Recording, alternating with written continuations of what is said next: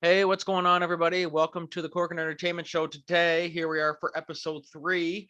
I'm trying a different angle right here for those of you watching the video version. I'm just kind of, positioning wise on the camera. For those of you guys who listen to the audio version, you probably have no idea what the hell I'm talking about. So anyway, let's not focus on that anymore.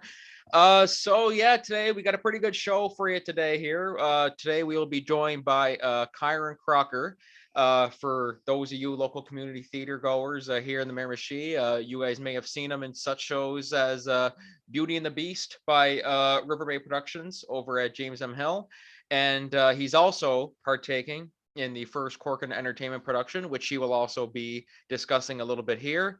And he's here today. This is a man who has entertainment in his blood. This man right here, he's one of the most knowledgeable film and TV fans I've ever met. So I figured there was no better, time to bring him on. So just yeah, today we will be discussing some predictions on the upcoming sixth and final season of AMC's Better Call Saul, the Breaking Bad spinoff. Spoiler alert for those of you who have not caught up on, I guess not really Breaking Bad because it is a prequel, but you should watch it anyway. And yeah, just discussing Better Call Saul season 6 is set to premiere sometime in 2022 for its final season. And so we'll just do some predictions on that. And also, it is the 2-year anniversary of the BoJack Horseman finale. 2 years. I'm just kind of shocked. I'm still kind of in denial that it's been over for 2 years, but here we are. It's been over for 2 years. So we will be discussing at length. We will split that section up into two parts. One will be a non-spoiler section, and the other will be a spoiler section where we will delve into everything BoJack Horseman. And if you just don't care, then just watch it. But without further ado, let's roll the intro and. Yeah, I'm just gonna shut up.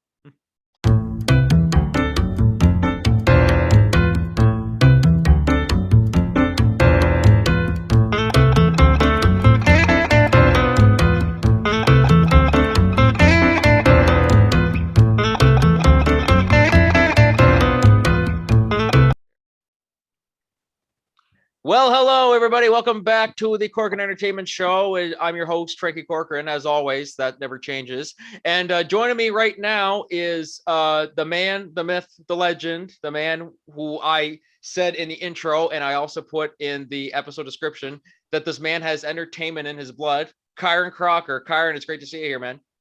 Yeah, nice to see you too, Frankie. Nice to join you on the show. Awesome. Absolutely, man. It's so good to have you here. So, as I mentioned before, Kieran, for those of you who are local community theater goers here in Miramichi, Kieran played the Beast in Rivermade Productions' Beauty and the Beast. How long ago was that now? That was 5 years in April. 5 years in April. Oh my God, isn't that hard to believe? So tell me, what's it like playing a role like that where it's something that's so beloved and it's so, like you want to do it justice? Were you nervous going into that, or how was that whole process and how would you approach it? And Well, you could say I was pretty nervous going into it because, it was my first it's the first major part I ever got as, the lead character and all that. And so, yeah, I definitely did want to do justice to the character, and I definitely did want to, do it right. So how I prepared for that role basically was, I rewatched some scenes from the movie, and I also went over my lines really good and all that. And I picked up a few trademarks that the Beast is known for. And yeah, the only theater experience I had before that was another JMH show they did, and that was Elf back in 2015. But I was just a background extra at the time, so this was quite the step up from then. Like a background extra to a lead role, that was, man. well, hey, there's no such thing as small parts in theater. You know what I mean? There's always a role for everyone in there too. And you went to great lengths to play the character well. You even grew your hair out too. Oh yeah. Like, you know what I mean? So how was that? Like, did you cut it off immediately after the show, or did you keep it? I can't remember how you oh,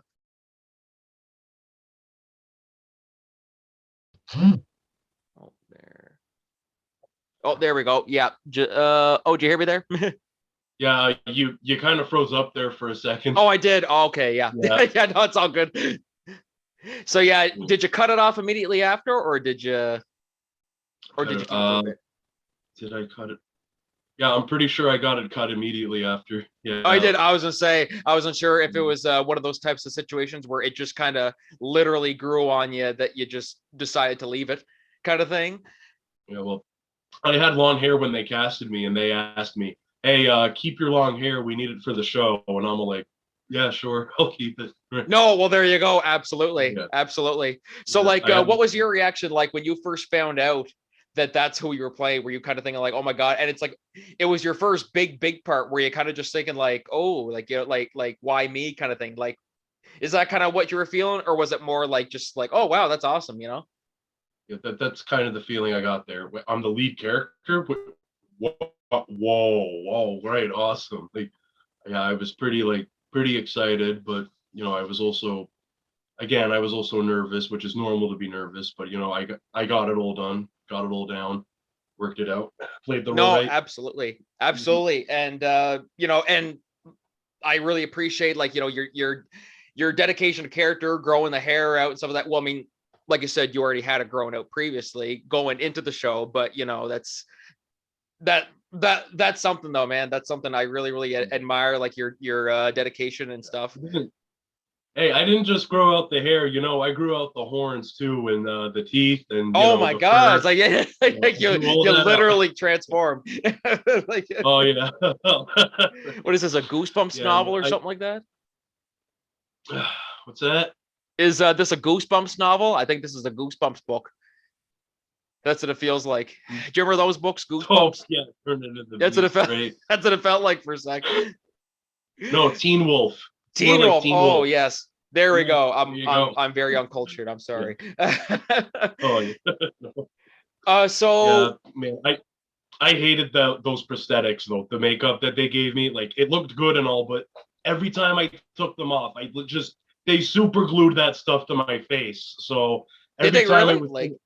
yeah, well, not super glued. They had this special type of skin glue for it, and taking it off after, like, I just went crazy and just ripped it right off, and I'd have like a rash on my forehead and on my face, and it'd be brutal afterwards. You were probably just better off just leaving it on, like like the whole week, go to school and go to work like that. You know what I mean?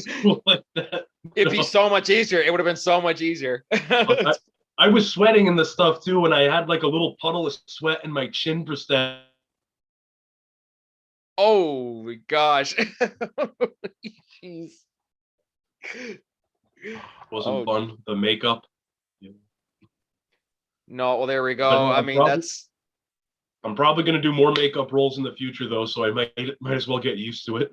no, well there you go. Absolutely. And I mean like, when you go into theater, that's kind of like, the expectation, you're like, I'm open to many different what do you call that? Different opportunities Or yeah, I'm kind of I should have had a thesaurus with me. But yeah, as tiring as the makeup is, I actually would like to play more makeup roles where I'm unrecognizable, because I think those are some of the best roles that actors could play. no, absolutely. I mean, like even like you look at someone like this is one I always go back to is Johnny Depp in Charlie and the Chocolate Factory. Oh When, yeah, when he was Willy the Wonka. white. I was like, Yeah. so someone said, yeah, this was before I realized that it was Johnny Depp, and they're saying, oh, that Johnny Depp movie, Charlie and the Chocolate Factory. I said he wasn't in that. What are you talking about? And then I went back. I said, oh my god, that was him. It's just stuff like that just blows my mind. It's unbelievable. And any fond memories of doing all the shows? Was that the only one that you did with JMH, or did you do? Well, I mean, you also did Elf and Beauty and the Beast. Did you do anything else for that, or was that pretty well?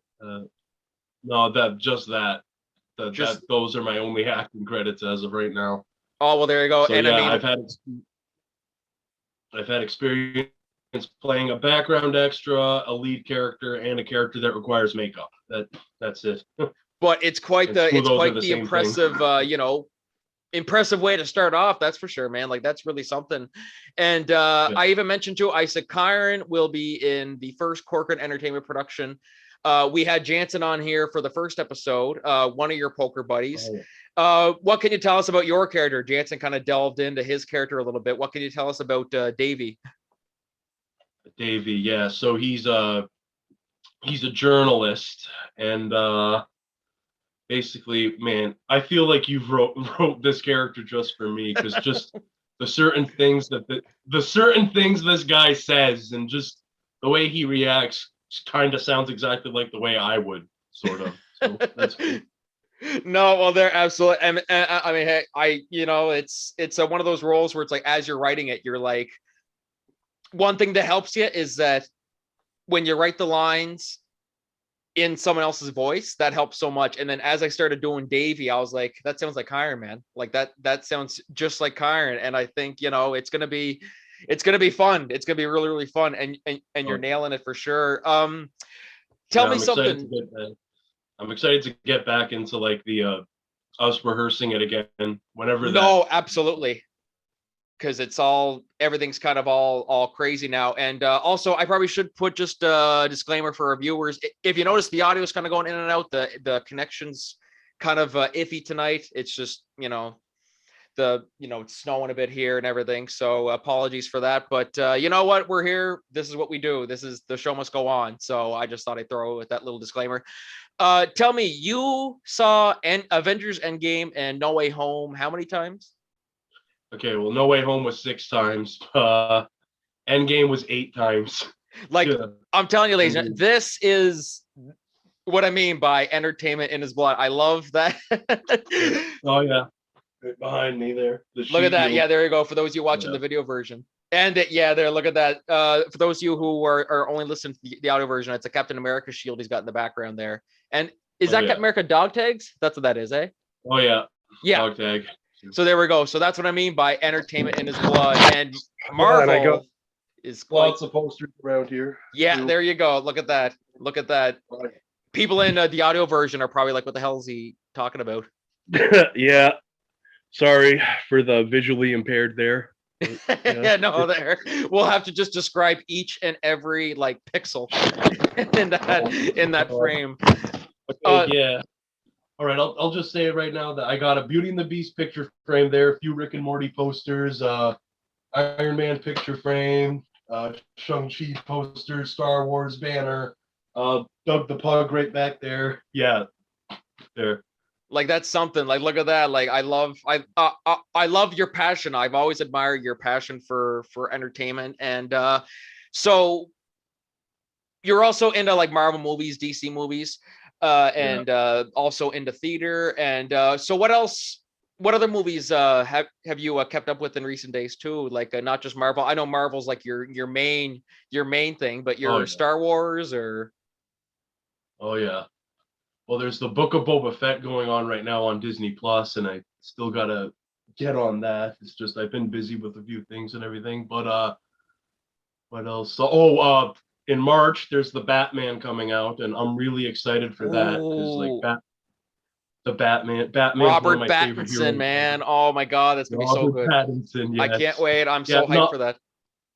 Yeah, not just that, but Matt Reeves is also directing it, and I just love what he did with the Planet of the Apes movies, like God. And speaking of Planet of the Apes, Andy Serkis is playing Alfred.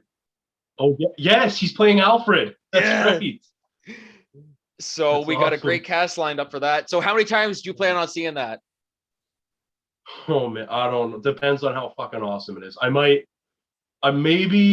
I'll see it probably the average twice, but if it's like really fucking awesome, as I'm hoping it will, chances are I'll probably go see it like 3-4 times, maybe. I don't know. We'll see how it is. No, absolutely.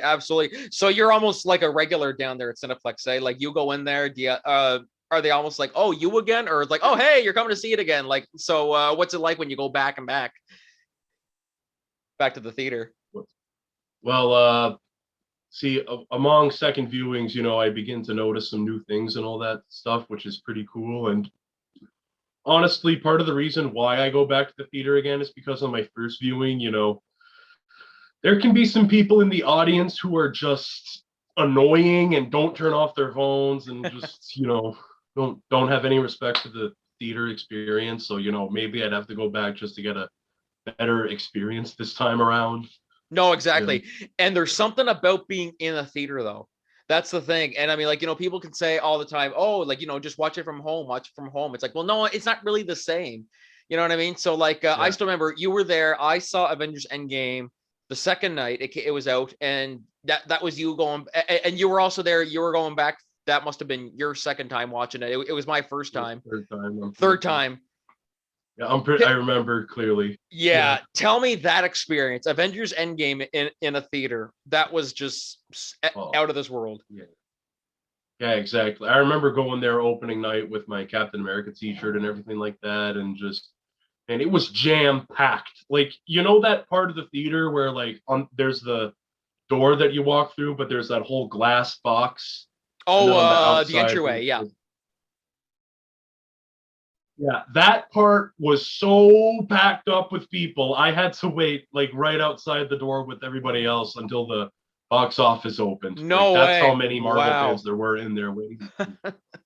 Yeah, because Avengers Endgame, it was at the time just, the culmination of all these films from 2008's Iron Man up until then, with all these stories coming together and colliding.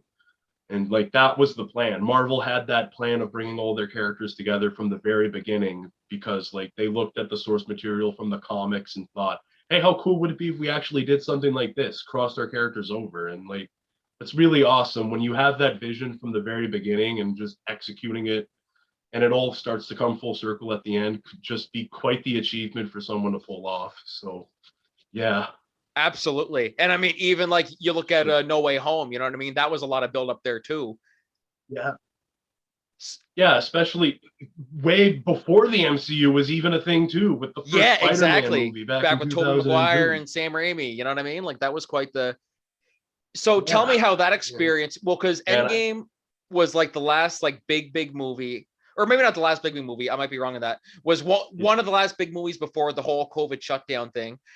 How was that experience compared to No Way Home, where, we were, COVID was still out there. We still had to wear masks. Obviously, it wasn't as good, but how would you compare both of those experiences? Kept going. Oh, there we go. Yep. Yeah. I was just talking there, and then I heard you going. You froze up again, did you? Oh, I did. Oh, son of a gun. Yeah, don't mind me. Yeah. Don't mind this connection, guys. This is one of those show must go on kind of experiences. So, or situations. So yeah, I was just gonna say. So, like, how would you compare the experience watching Endgame, which was probably one of the last big movies before the whole shutdown, as opposed to No Way Home, where COVID was still out there and it was still this big, we still had to wear masks and everything. Obviously, the experience wasn't as good, but how would you compare both of those experiences in the theater? Well, how do I compare? Well, see, I guess part of me is just lucky that Endgame came out before the pandemic started. Oh, gosh, yes. I would have gotten COVID just to watch Endgame at a theater. That's how. I mean, No Way Home, there were a lot of people at the theater for No Way Home too, but there weren't as much as there were Endgame, and I'm pretty sure a big reason for that is because of COVID. Like, absolutely. COVID, we were allowed. Big gatherings were allowed to happen back then. A lot of people were allowed to be around and all that shit. Concerts and restaurants and everything. And now, I mean, those things technically still can happen, just not as much. 50% capacity. That's the. Yeah, exactly.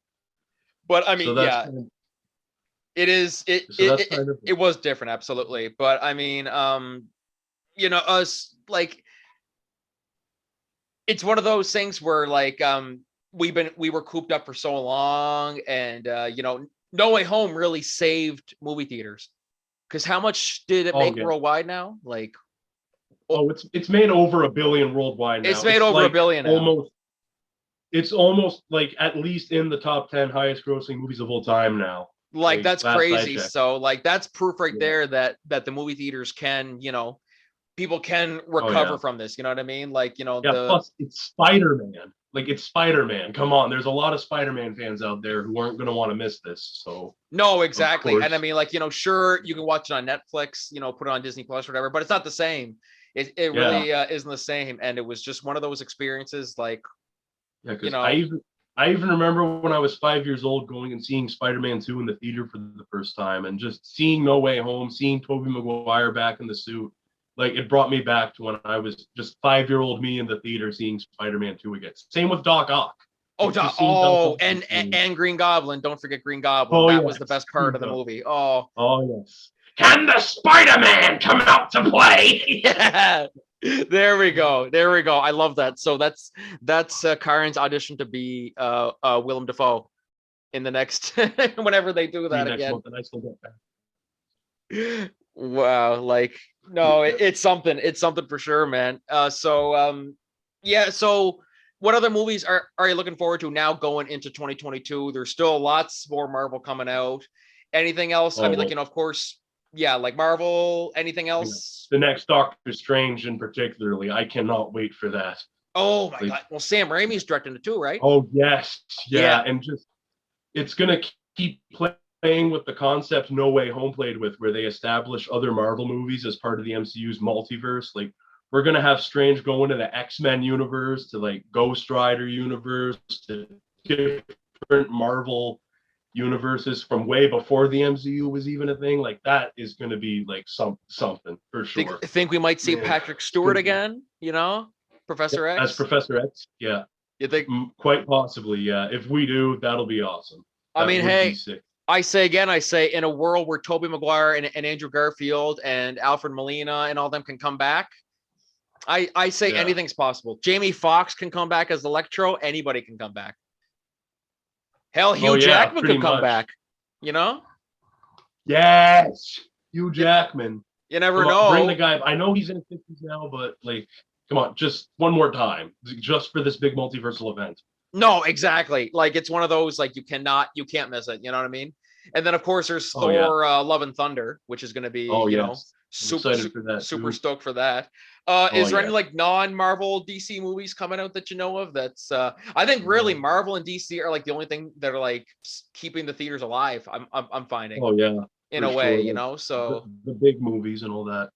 Well, not really the DC movies, I think, because like those have the deal with HBO Max and all that, and like there are people who can still watch those at home, you know, on a Crave or whatever. Oh yeah, that's right. Yeah, so DC movies. You know, Marvel tried to do that with Black Widow on Disney Plus, but that didn't work out so well for them. That blew up in their face because Scarlett Johansson sued them. Oh yeah. So that's the last thing they want to have happen. But with that down and out of the way, we'll get to our first main topic. Our first main topic is going to be talking about, when you guys are watching this or listening to this, it will be the 2-year anniversary of probably one of the greatest shows, honestly, that I've ever seen, period. BoJack Horseman. Animated shows ever. Yes. Probably the best animated show I've ever seen, ever. Nothing will probably ever top it. So, yes. BoJack Horseman 2 years later. So we'll break this up into 2 sections, this little thing. First, we'll talk about non-spoilers for people who maybe aren't caught up or haven't seen it. How will we persuade them? And then we'll talk about more in detail, like spoilers about BoJack Horseman, like, you know, how they portrayed it, this and that, and specific events in the series. But how did you start watching BoJack Horseman? Because I know the problem with it is that it's hard for people to get into because they see, oh, it's just some silly show about this talking alcoholic horse. So is that what you thought first? Yeah, exactly. I remember watching the trailer for season 1 way back when it first started, and like just the way they marketed the show in the first season trailer, they made it look like it was going to be this goofy Family Guy-esque series that would just have the same typical obscene humor that we see in a lot of adult animated shows. And for the first few episodes of season 1, it is like that. But once you're past those episodes, the show then takes its complete 180-degree turn, and it starts to show you, hey, this show isn't just all about shits and giggles. We have some pretty dark stuff back here that we want to show you guys. And Yeah, I think season 1 did a pretty good job at, like, it started off a little rocky, but eventually by the end of season 1, it got its point across that it wasn't just going to be your typical adult animated series. No, absolutely. And I think the problem was to a start was the first 6 episodes, I think, were probably some of the worst of them. They were just so over the top. They were so silly. They were so what am I watching kind of thing. And then I think it was around episode 7 or 8 or so, that was when it started to get like real serious. And I think that the first 4 or so episodes were the episodes that the critics saw to give the reviews. Like the early screeners, they got the first 4 episodes, which, like I said, were some of the worst of the series. So right off the bat, people see the bad reviews. Oh, this show's is going to be terrible. It's like, oh no, just keep watching, because that was with me. I saw the first 2 or so episodes, and I said this isn't that good. And Sean Doucette, actually, who was our guest last week, he talked me into saying, he said, no man, you got to watch it, and I'm so glad I did. If someone was talking to you right now saying, oh, I saw this show BoJack Horseman, I don't know if I should check it out, how would you convince them to watch it and give it a chance?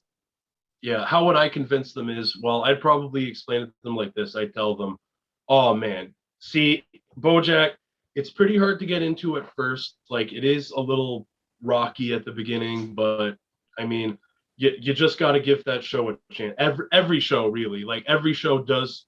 Okay, well, not every show, Breaking Bad, but I mean, there are shows that do start off a little rocky, but like with time and as you keep watching them, they do eventually get better. And that's exactly probably how I'd pitch it to someone who'd want to watch BoJack Horseman. I tell them, man, it does start off rocky within the first half. Really gonna want to get on board to it, especially if you're one of those people who suffer from depression and, you have like, you're always down about it. I feel like BoJack Horseman is the show that could make people feel better. Like they can know after watching the show that they're not alone and that there are other people out there, especially the writers of the show, who have felt what you feel, and that there are always better ways to turn yourself around and be better for the people around you. And like that's what I think BoJack Horseman's best quality is for people. Like, it could help people get out of their tough spot.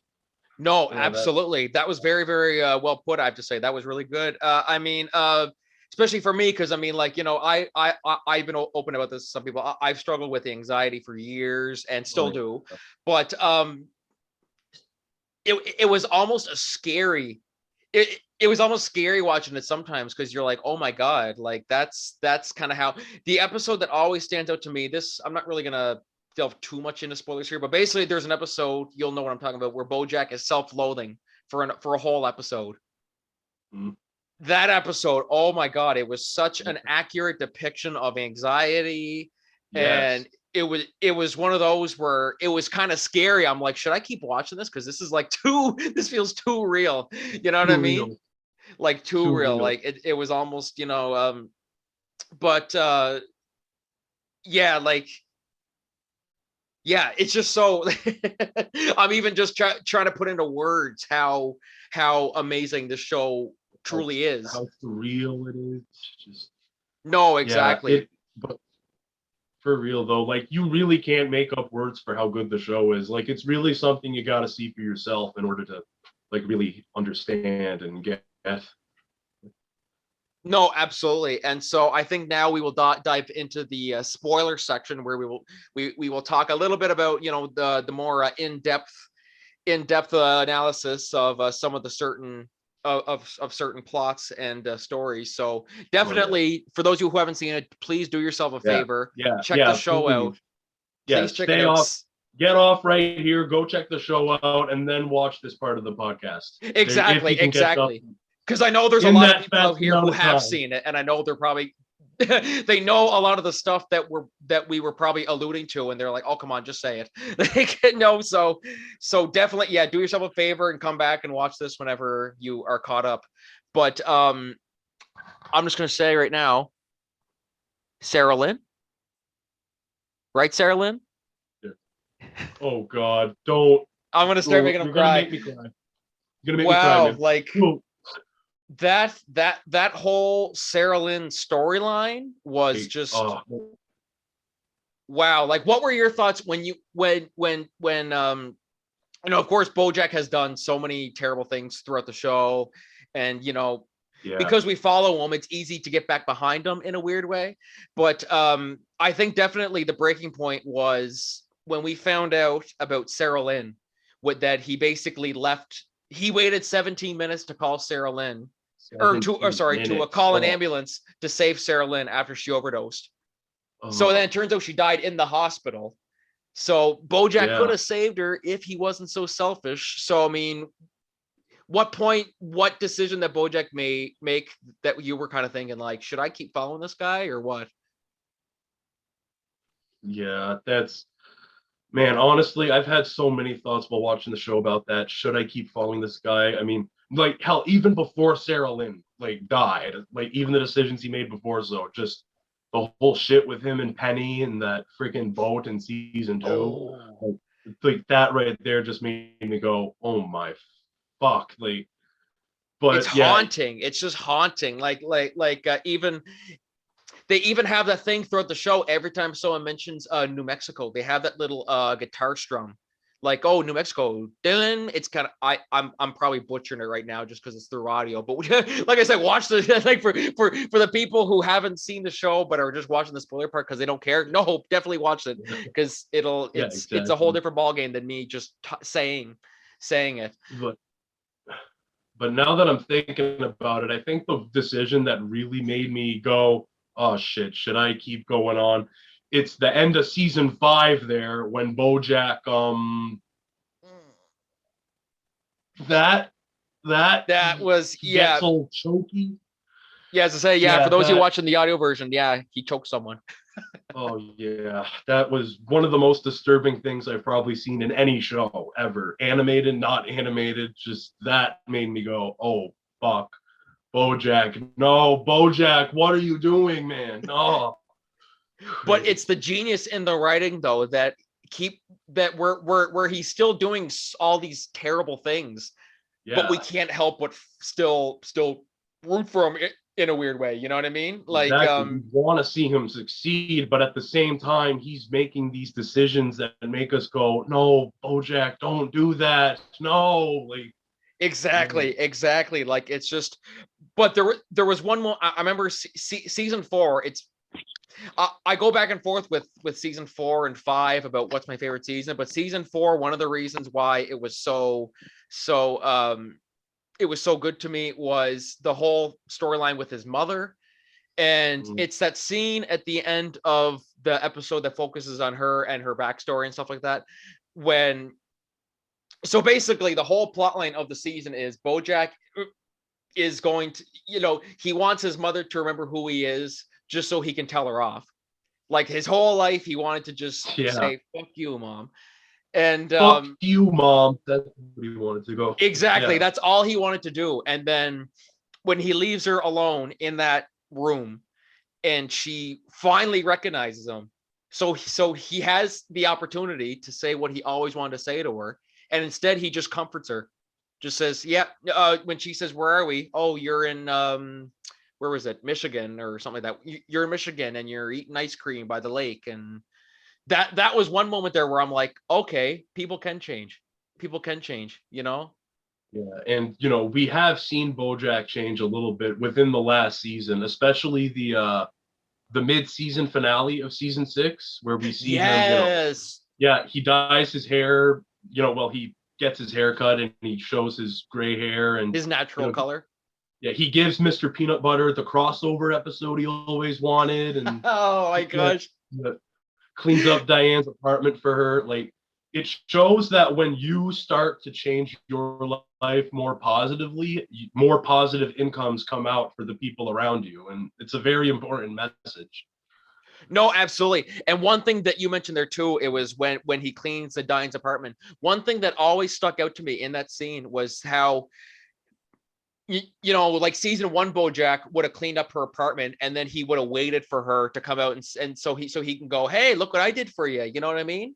Yeah. But exactly. In that episode, he cleaned the apartment and took off on his plane. Like he didn't even, Yeah. you know, like old BoJack would have wanted, you know, to hear, wow, BoJack, thank you so much. Like you're a good person. You know what I mean? Yeah. Instead, he's just like, you know, I just cleaned your apartment. It was a nice thing to do, and just he literally took off. He flew off in a plane. Like, you know. Yeah.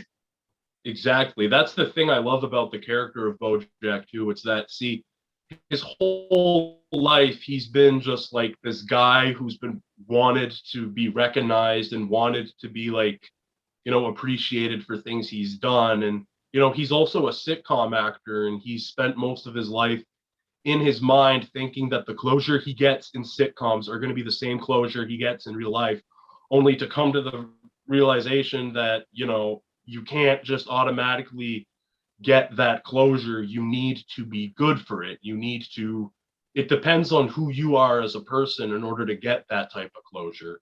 Exactly. It's not like most sitcoms where you get an never ending loop of closure every episode in the sitcom. No, you need to work for that closure. And that's what I really like about,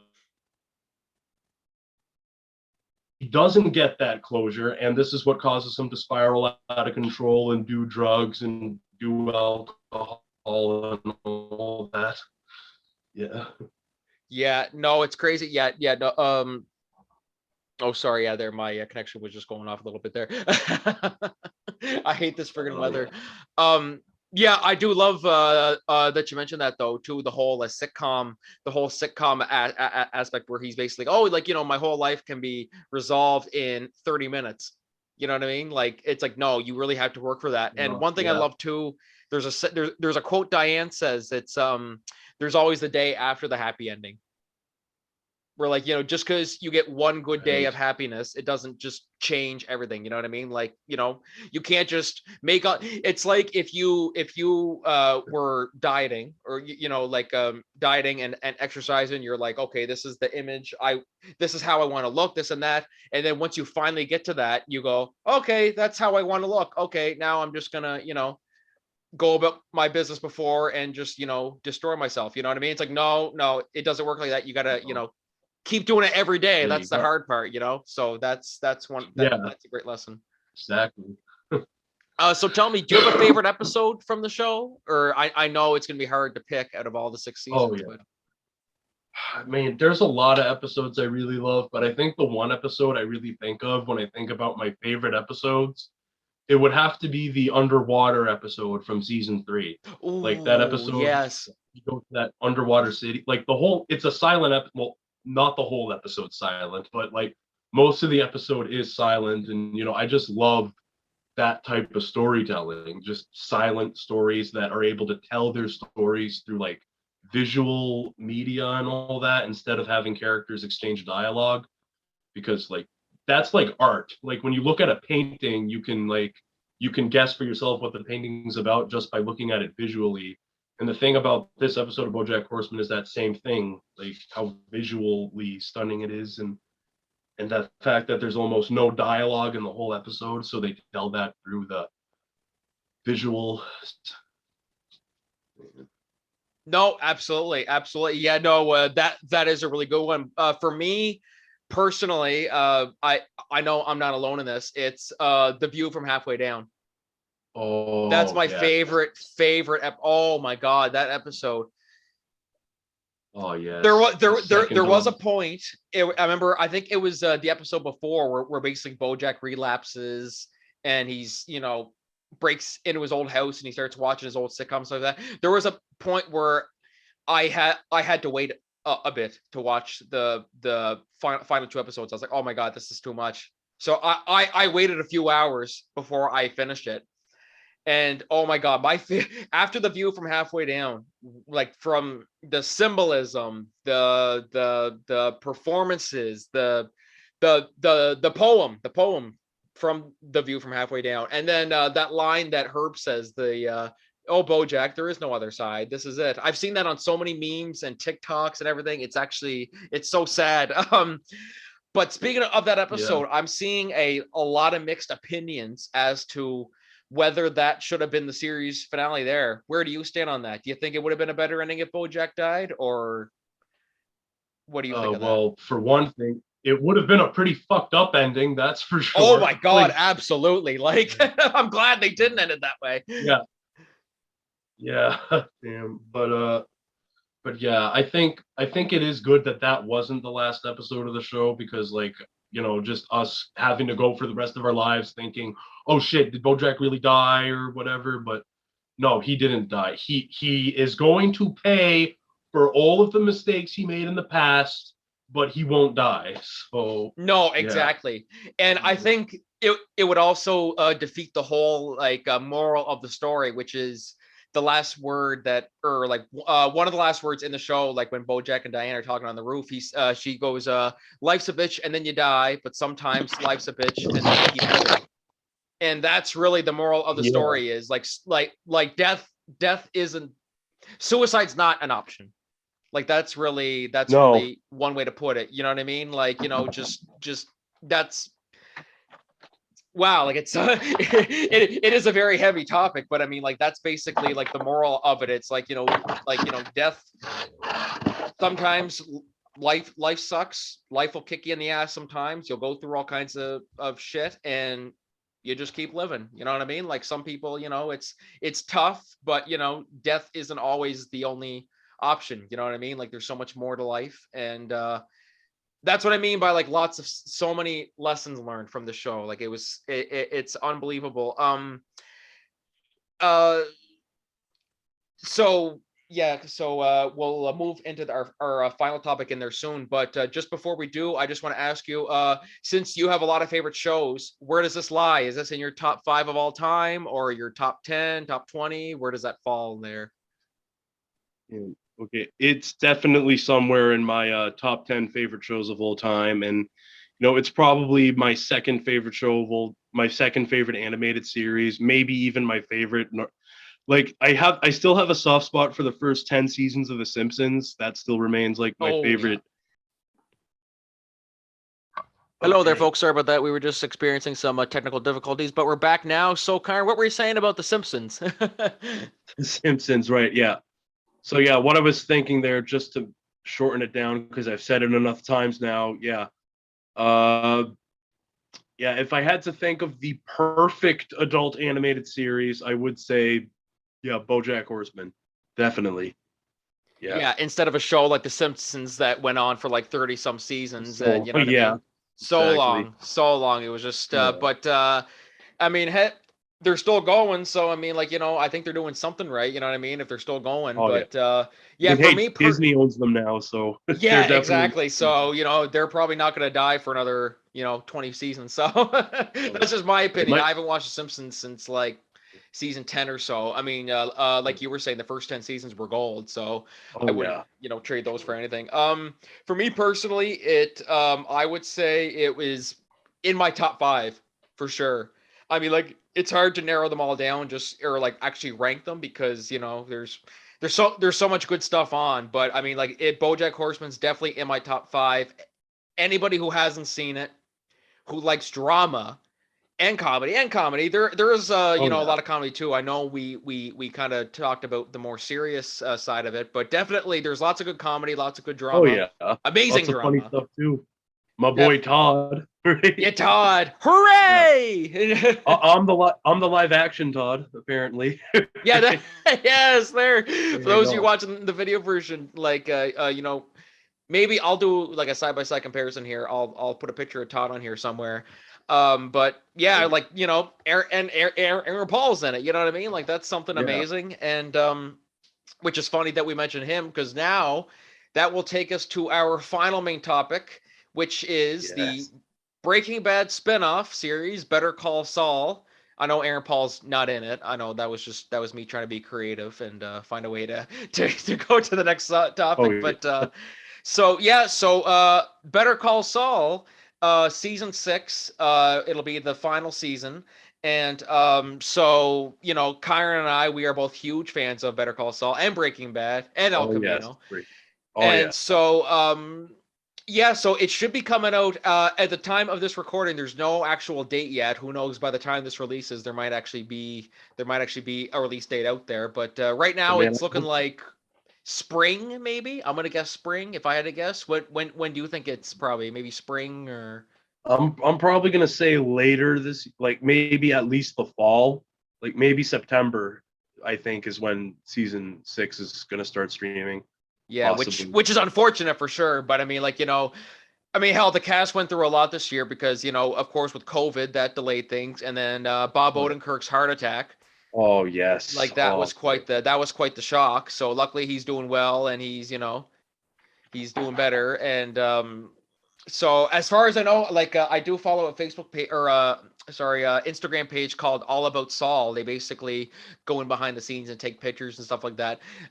Vince Gilligan is directing the second last episode, and Peter Gould's directing the series finale. So we're in for some good stuff because once those two are Right. involved, it's going to be something. But so yeah, just a quick brief recap where we left off for those of you viewers who watch Better Call Saul who don't remember because it's been so long now since the show's been on. But basically, last season ended with Jimmy and Kim now planning to take down Howard. This big plan to take down Howard. Kim has been involved with the cartel. Now it seems like she loves this side of Saul, and now she's kind of embracing it as well too. And so now she wants to take down Howard and Nacho, man. Nacho, I'm worried about Nacho. Like after the failed assassination attempt on Lalo on Gus's orders, Nacho is on the run. He thinks Lalo's dead, but little does he know Lalo is alive and well, and judging by that last scene, he's not looking too happy. So so where do you think we'll start off with season 6 with Lalo? We'll start with the cartel side of things first, and then move into Saul and Kim later. Right. So well, one of my few thoughts on what's going to happen in the last season involving Lalo is I think that maybe Tuco is going to come back. And I think we're actually going to get to see Tuco and Lalo meet for the first time ever. Well, not for the first time, but I mean like on screen together. On screen, for yeah. The first time. Yeah, because we've heard, Lalo mention screen together before. So I think it would be cool if they brought Raymond Cruz back as Lalo. No, not Lalo. No, Lalo. Lalo.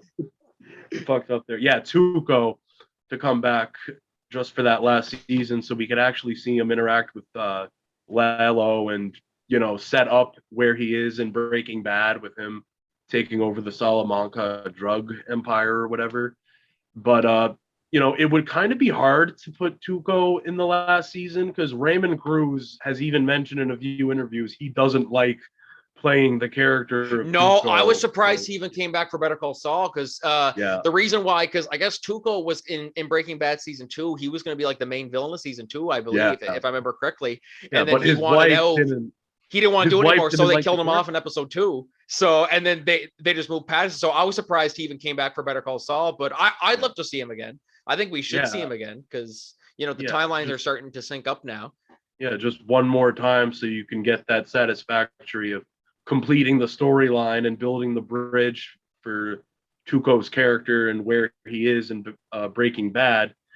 And yeah, like I honestly think it was a really good decision to bring Tuco back in the first season, though, because to me, I felt that's what helped Better Call Saul really start off strong and give fans that Breaking Bad feel that they wanted for the show.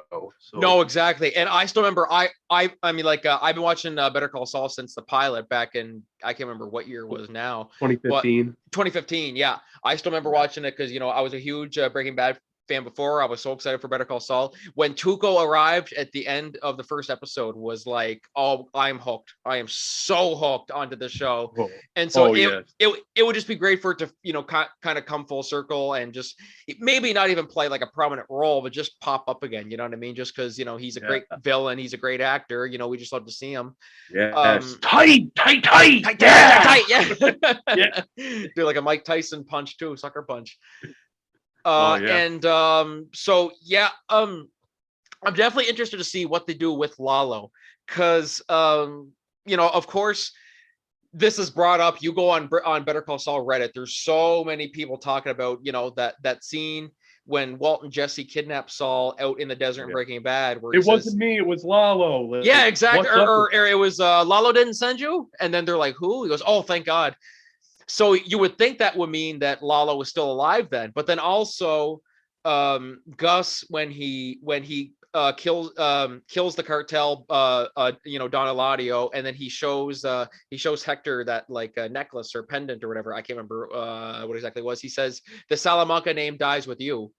So we're like, does that mean Lalo is dead, or does Gus just think he's dead? You know what I mean? But I definitely think once Gus, I think Gus is smart enough to know that Lalo's probably not dead.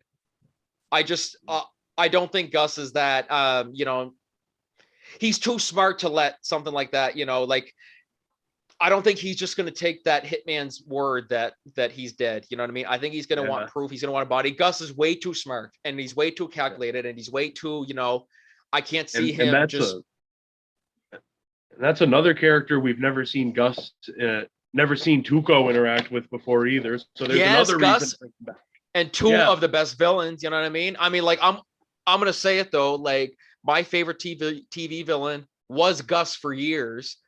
But Lalo has taken that now. Lalo's my favorite villain now. Lalo, say it again. Say it. Oh, tell me again. Tell it again. That scene. Oh my gosh, that scene was so. Ooh, geez. I couldn't even sit down watching that scene, and that's how scary he is. And that's like, if he was scary then, season 6 is going to be another level, because I mean, Gus and Nacho basically slaughtered his entire family and his friends, you know what I mean? So if he was scary in season 5 and season 4 and the other, like, it's, the smiles are gone after that. Like, he's not, he's gonna go on a rampage. So that's why I'm so excited to see how this is gonna turn out. And I think we could get a good little storyline of the whole they think Lalo's dead. I think they could get a lot out of that. But my only issue is Gus and Mike, I think, Gus and Mike are too smart to think like, oh, Lalo's dead, don't worry about it.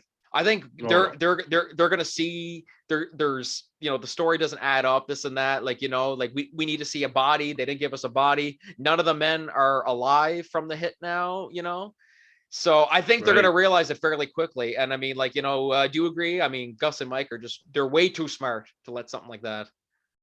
Yeah, that is true. Like, I'm pretty sure Gus and Mike are going to look more into that. And eventually they're going to go find Lalo and take him out for good this time. No, exactly. And, well, I mean, find Lalo and take him out, but not before I think Lalo and Kim have another confrontation coming up. Oh, yes. After what happened there, I do not think they are done. I think something's going to come of that. Whether he kills Kim or Kim kills him, I don't know. Like, it's it's there have been plenty of theories ever since the show began what happens to Kim, because we never see her at all in Breaking Bad. But see, I don't think she's going to die, or at least she won't die in a way where it's Jimmy's fault, because I can't imagine Jimmy becoming dies. Like, I feel like that would change him. Like, no, exactly. He'd want to, like, if anything, instead of pushing him forward, it would take him back. You know what I mean? Like, I mean, Chuck's death was complicated enough for him. Chuck's death pushed him to become Saul, but Chuck was just an asshole. You know what I mean? Like, exactly. Kim is everything to him. So if something happened to Kim, I don't think, he would probably, he would lose his will to live then at that point if Kim ended up dying. But we do know she's not in Breaking Bad, so that's the tricky part. Yeah, I think what could probably happen to Kim potentially is, she's starting to take that, that reckless turn. She's starting to get more into Saul's reckless life or whatever. So chances are she could end up doing something that gets her in prison. And maybe that's why we don't see her at all in Breaking Bad, and that she's in prison. And maybe the end of the show during the Gene storyline, Gene, aka Saul, aka Jimmy, he's going to get himself in jail somehow, and that's how he reunites with Kim. It would be a kind of sad, but also, a good end for him, because he's reunited with Kim. Beautiful ending, absolutely. I mean, like, you know, that would be my ideal. You know, that the optimist in me would want that to happen because, you know, I think they're great. And, you know, Kim, I say all the time, Ray Seahorn is my celebrity crush. Kim is my Oh, yeah. celebrity. Kim is my crush. I love Kim. I think she's one of the best characters on TV, period. And Oh, Ray yeah. Seahorn, like, why she hasn't been nominated for an Emmy or even won an Emmy is just beyond me. Yeah. But like, that's, I'm gonna start that's a topic for another time. Why hasn't Ray Seahorn gotten an Emmy nomination? Yeah.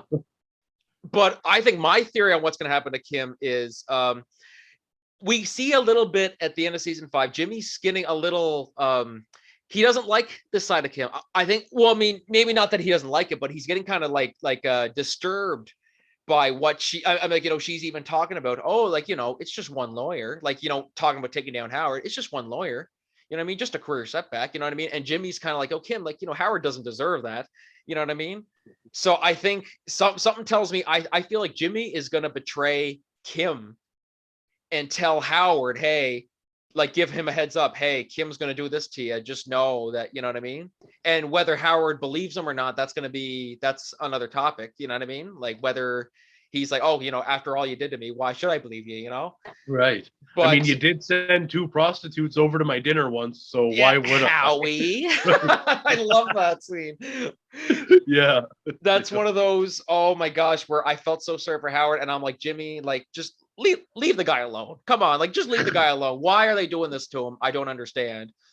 But no, it's definitely, I mean, like, you know, Howard's one that I'm really interested to see is what's going to happen. What are your Howard predictions? Do you think he's gonna, you know, something's gonna happen to him, or?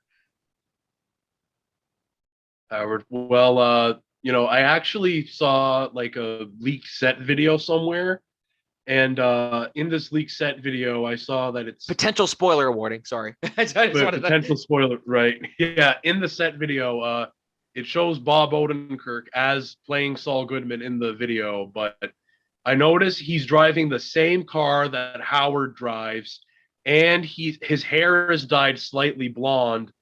And I also noticed that there's a woman in a blonde wig walking towards him, I think, and they're at the same motel from Breaking Bad that Wendy hangs out. So I'm starting to Ooh. think that maybe Saul is dressing up as Howard, so someone could probably get a photo of him meeting Wendy, and he's going to try and frame Howard to hooking up with Wendy. I actually did not see that set photo. I followed that Facebook page Yeah. or that Instagram page. I'm gonna have to go back. Maybe it's on there and I just Yeah. missed it. But wow, I that's a Saul move. That is a Saul thing. Saul would absolutely do Yeah. that. Exactly. But I mean, like, it's interesting. Like, do you think they're gonna kill Howard? I can't really see them killing Howard. Just it's tricky. I can't see him. Maybe they're gonna end up messing up Howard's life so bad that he loses his job. Like maybe that's it. Yeah, just exactly. I loses mean, his like, job. of course, like, you know, Chuck died already. So I don't know if they would do that again, where they have him, like, you know, kill himself again, or kill himself again, like kill himself like Chuck did, or if they want to repeat that. It's kind of tricky to say. But speaking of Chuck, there's something about Chuck. I don't think we've seen the last of a Chuck storyline. Hopefully we get to see Michael McKean again somewhere in the final Oh, season, because he's phenomenal. Something people forget a lot, and I think it's worth noting. Jimmy, the whole situation with Howard and Chuck, it was a result of Jimmy exposing his condition to the insurance company, which put him and Howard at odds, which caused Howard to force him out, which later caused Chuck to kill himself. Yeah. Howard doesn't know that Jimmy did that he exposed Chuck's illness that, you know, caused all this, you know what I mean? So how he's going to find out, I don't know. Or if he'll find out, I don't know. But I don't think we're done with that. I think something's going to come of that. Howard's going to find out, and I think he's going to lose it. Yeah. Yeah, that is true, man. Yeah, another thing about the last season of Better Call Saul that I've storyline, you know, the black and white parts of the show there. Oh, 'Cause, the flash forwards. Oh, yeah. yes, the Gene storyline. Like last time we saw Gene in season 5, a cab driver recognized him as a Saul Goodman, and he was talking to Ed there the last time, and he was all like, "All right, I'm gonna take care of it myself." And a lot of people have theorized that cab driver is an undercover police officer, but I don't think he is, because No, if I he don't. were, yeah, right after he says "Better call Saul," that should have been more than enough Proof. for Yeah, him to blow his exactly. That's cover. exactly They it. would have arrested him right there. So no, my guess is that this is just a regular cab driver who recognized Saul, and now Gene is going to let his paranoia get to him, and I think he's going to end up killing this guy, and this is going to be the real end of Saul's storyline, that he let his paranoia let him kill him. It let his paranoia let him kill 2 innocent men, and this could probably cause Gene to either just give up or turn himself in, and he could end up in prison, because like the Breaking Bad universe tends to have some bittersweet yet tragic ending to things. Like Walt died, Jesse got to go off and into hiding and live the life he wanted. It would only make sense to me that Jimmy would probably end up in prison, and considering the fact that he has such good people skills, this probably wouldn't be such a bad ending for him. No, He could absolutely. probably, yeah, he could come off as like a jailhouse lawyer or something like that. Maybe. No, like there's definitely that. Yeah, like that scene at the start of season 5 when the guy when the cab driver comes up to him. Like, yeah, you might think he's a cop or an undercover cop, but like, but that's just the whole paranoia thing of it. Like you know what I mean? Like he's just so nervous, and he's so like, even in one of those flash forwards when he's just sitting there eating his lunch, and the shoplifter Oh yeah. he sees where the shoplifter goes, and the cop comes up to him and says, "Excuse me, sir, do you know where this person went?" And he's just so you know what I mean? Even though they're not coming for him, he's just so paranoid. Or also the one where he's trying to leave the hospital, and she just keeps calling him back. "Oh, excuse me, sir, there was a mistake on the license," or this and that, and you're just like, "Oh my god, just let him go, let him go." Like, that's the thing about Gene. When he's out of one, he goes into another. Yeah. no, exactly. Like, I think it's going to be interesting. Like, wow, I never really. It's interesting. I mean, like, it's kind of hard to say whether or not he would kill those 2 guys. I'm not sure if Saul would ever, or Gene would go to those lengths. Yeah, that's the thing, though. We've never seen Saul ever go to Those lengths, yeah. let him kill those guys.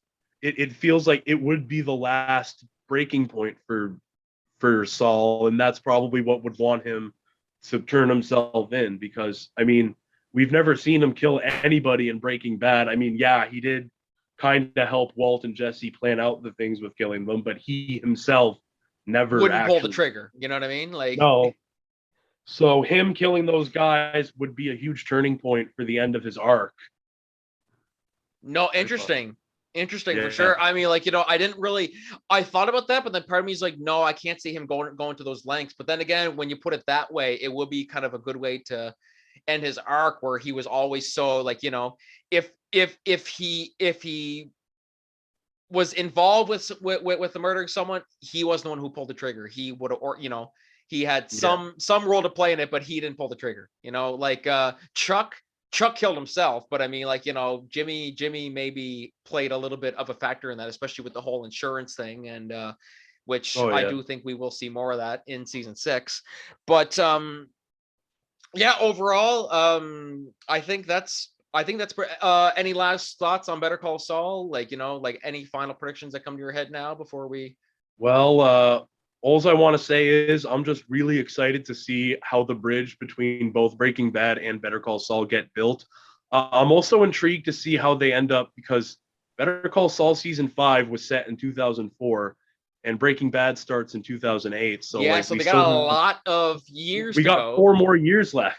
So I'm really intrigued to see how they cram those 4 years into the last season of the show as well. Exactly. Well, then we got 13 episodes this season instead of 10. We normally get 10, but now we got 13. Yeah. So there's lots they can do with it. And we could get a whole episode, a Gene episode that's entirely in the Gene timeline, I think. Exactly. Like some people say maybe that'll be the second last episode, maybe that'll be the series finale. It's kind of hard to say. But it was a Peter Gould and Vince Gilligan said that Better Call Saul season 6 is going to cause us to look at Breaking Bad in a different light. That's how good the ending is, they say. We could even get like a scene set during Breaking Bad, just like we got in season 4. Yeah, like that's right, with him in the office. Yeah. Yeah, they could bring Walt back, like Bryan Cranston. I forgot. I completely forgot. So yeah. So yeah, speaking of let's do that prediction real quick. Walt and Jesse on a scale, let's do percentages. What are the what are the chances we see them in season 6 or before Better Call Saul ends? I don't think we're gonna see Jesse come back in a scene set during the Breaking Bad timeline because, almost every character in Better Call Saul has been affected by Walter White's legacy as Heisenberg, so it would just make sense to bring Walt back just for at least one scene. Like, even like if they just bump into each other at a gas station or something like that, you know what I mean? Like, yeah, maybe. Yeah, it's tricky. Well, I mean, like, if you'd asked me like 3 seasons ago, I would have said I didn't want to see them just because Better Call Saul's so good on its own. Which is funny because fun fact, did you know in the season, I think it was season 2 finale, when Chuck's in the hospital after he collapses, they were going to bring Marie back. They were going to bring Betsy Brandt back for that scene. But Vince Gilligan chose not to because it was he wanted to focus on Jimmy and Chuck's, the brotherly relationship. He didn't want it to be taken away by having a Breaking Bad character there. But, I mean, like, if this is the last season, you know what I mean? And this could be the last time we ever see these characters, because I don't think they plan on doing anything else in the Breaking Bad universe after this. As far as I know, you know what I mean? There's no El Camino 2 or anything like that. But oh no. So I'd say if I had to do percentages, 100% being likely, 0% being unlikely, I give it a 60. I give it a 60%. Maybe I think it's possible, even just a cameo. If he's in it, I don't think he's going to be like a big character. I think he just might bump into Saul in a grocery store or something like that.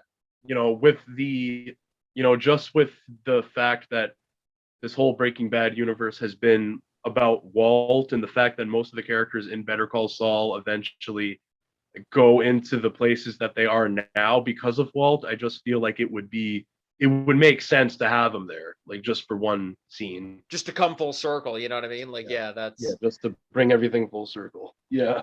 No, definitely. But so those are our predictions for season 6 of Better Call Saul. Here, how about this? We'll make plans right now. After season 6 airs, we'll have you back on and we'll see how right we were in these predictions.